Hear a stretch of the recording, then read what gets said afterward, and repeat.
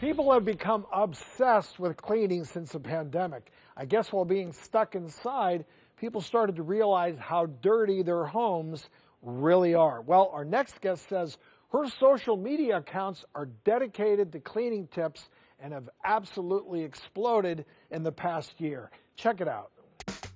Good morning, Cleaning Army. We're going to do a step-by-step on how to clean this bathroom. Okay, so this is my bathtub. I get these stains from the water. Look at it, just scrub. Bleach and water. Okay, onto the shower. And then I'm just going to scrub the grout. Okay, you know these black marks on your cupboards? They're not there forever, guys. From your pots and pans. This is just bleach and water. Microfiber high-top chairs. I'm going to show you guys how to get these stains out of them. Take some Windex and spray. This scrub brush is totally dry. Would you look at that? Hello there and welcome, Sarah. How are you? Good, thank you. Sarah, tell us, how did you get into this? Originally, I owned a dog walking company. Okay. And yeah, and it was just, I loved it. I owned it for 15 years. And when we were, my dog walkers and myself, when we were in and out of clients' homes, and I would kind of notice that the houses weren't that clean. And then my clients kept asking me, you know, do you know any housekeepers? Just because we ran a pretty tight ship with the dog walking company. And eventually I just thought to myself, you know, I can do this. I'm a good cleaner. Why not? So tell us about your Instagram. The Instagram, our claim to fame recently, prior to 2020, was we had 10,000 followers in February of 2020 before the pandemic hit. And we had to close the business down in March just because of lockdown. And what ended up happening is I just took the time to pivot and start sharing all of our tips and tricks and telling people, since you're at home, now is the time to stop trashing your houses and clean them.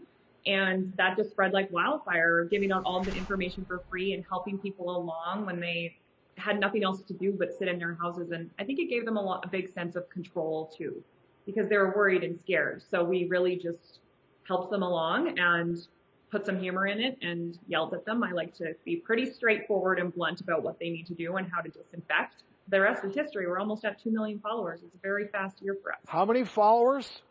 Almost at 2 million. Wow. Holly, I think she's got us beat. Absolutely. But wait, you yell at them? Yeah, I call them dirty bastards, and I tell them they're lazy, and I say, get up and get to work. And, you know, sometimes I always just, you know, go back to my mom on Saturday morning saying, get up, clean your room. You have to do this.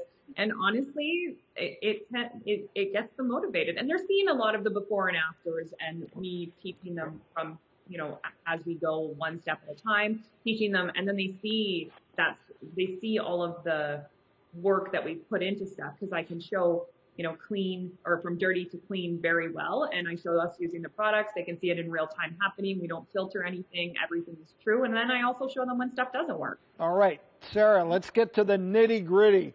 What are some of the things that truly shock you when it comes to cleaning and what you're finding in people's homes, et cetera? The biggest shock factor is I find the front load washing machines.